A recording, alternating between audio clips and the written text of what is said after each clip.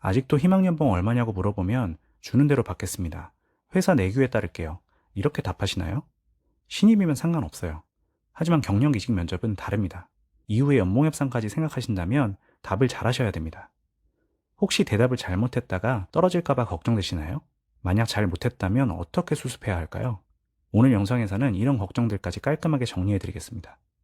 면접 전에 오늘 영상 꼭 보시고 당황하지 않으셨으면 좋겠습니다. 경력사원 면접에서 희망연봉 질문을 받으면 이렇게 대응해보세요. 여기서 포인트는 문제가 되지 않도록 무난하게 넘기는 것입니다. 원론적인 대답을 통해 불필요한 꼬투리를 잡히지 않게 하는 게 핵심인 거죠. 처음 질문이 나오면 일단 답변을 살짝 피해보세요. 아직 합격한 상황이 아니다 보니 합격 후에 처우를 제안해 주시면 고민해 보겠습니다. 이렇게 말이죠. 그런데 굳이 집요하게 물어보는 면접관들이 있습니다. 그래도 어느 정도 생각하시는 가이드라인은 있지 않냐 라면서 말이죠. 이럴 때는 전 직장 연봉보다는 높았으면 좋겠습니다. 이 정도의 답변이 무난합니다. 자, 그런데도 굳이 구체적인 숫자를 말해달라고 하는 경우가 있습니다. 이럴 때는 제가 회사의 연봉 수준을 정확히 알 수 없어 조심스럽지만 이전 직장 대비 10% 정도의 인상은 기대하고 있습니다. 라고 하시면 되겠습니다. 업계 수준이나 직무 희소성에 따라 다르겠지만 일반적으로 10% 내외가 가장 무난하게 받아들여지는 이직 인상률이기 때문입니다. 간혹 좀 치사한 회사는 전보다 연봉이 줄어들어도 올 생각이 있는지를 묻기도 합니다. 사실 면접 자리에서 안 간다고 할 사람이 얼마나 될까요? 참 곤란한 질문입니다. 이럴 때일수록 평정심을 유지하고 이렇게 받아쳐 보세요.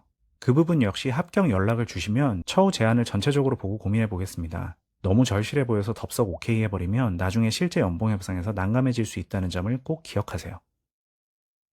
하지만 중소기업이나 규모가 작은 스타트업 면접이라면 조금 더 조심하셔야 합니다. 이런 곳들은 면접 자리에서 연봉을 구체적으로 확정짓고 싶어 하거나 아예 그 자리에서 확답을 요구하는 경우도 있거든요. 심지어 합격 후에 연봉 협상 과정 자체를 무시하는 케이스도 많습니다. 이때는 본인의 상황에 따라 두 가지 방향으로 대응해 보세요. 먼저 이 회사에 꼭 가고 싶은 마음이 큰 경우입니다. 면접관이 구체적인 액수를 묻는다면 최대한 시간을 벌어보세요. 아직 구체적인 생각을 해보지 못해서 합격 후에 제안을 주시면 빠르게 말씀드리겠습니다. 라고 답변하는 식이죠. 물론 제시된 금액이 마음에 든다면 바로 수락하셔도 됩니다.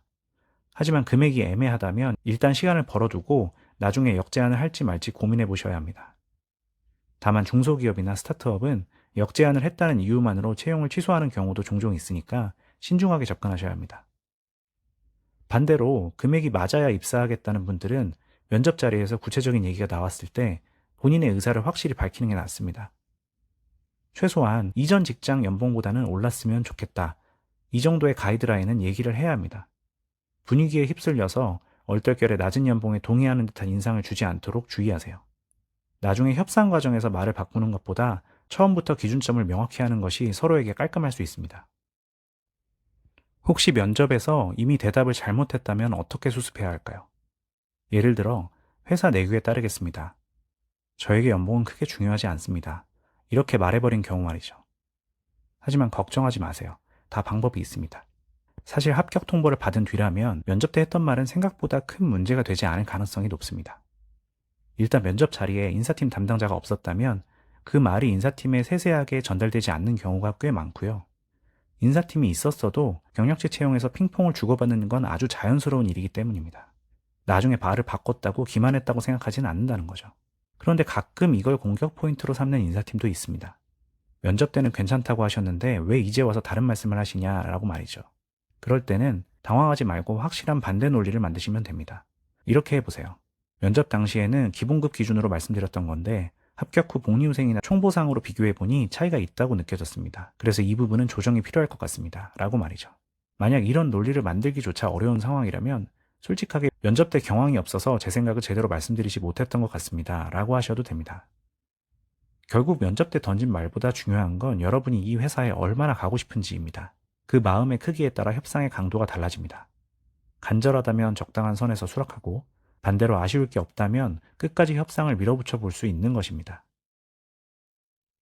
사실 면접에서 희망연봉을 물어본다는 건 나쁘지 않은 신호입니다. 이 질문 하나로 무조건 합격이다 라고 단정 지을 수는 없지만 완전 아닌 사람에게는 굳이 이런 질문도 하지 않습니다. 그래서 난감하시겠지만 너무 나쁘게 생각할 필요는 없습니다. 그리고 가장 중요한 사실은 연봉을 얼마로 부르건 간에 마음에 드는 사람은 웬만하면 합격을 시킵니다. 예산 범위를 조금 넘어선다고 해도 회사는 합격 후에 설득하면 된다고 생각하기 때문입니다. 회사 입장에서도 여기까지 온 후보자라면 입사 의지가 어느 정도 있다는 걸 알기 때문에 일단 합격을 시키고 협상에 들어갑니다. 물론 예산이 타이트한 중소기업은 금액이 맞지 않으면 바로 채용을 중단하기도 합니다. 그래서 앞서 말씀드린 것처럼 상황에 맞춰 조심스럽게 대응할 필요가 있죠. 하지만 특수한 경우가 아니라면 결국 면접을 잘 보는 것이 가장 중요합니다. 그러니까 연봉 질문에 너무 위축되지 마시고 본인의 역량을 보여주는데 더 집중하시길 바랍니다. 지금까지 면접에서 연봉 질문이 나왔을 때 어떻게 대처해야 하는지 말씀드렸습니다. 제 채널에 이직과 연봉 협상과 관련된 팁들이 잘 정리되어 있으니까요. 이직을 앞두고 계시거나 연봉 협상을 하셔야 하는 분들에게 도움이 되실 거라 생각합니다. 영상 시청해 주셔서 감사합니다.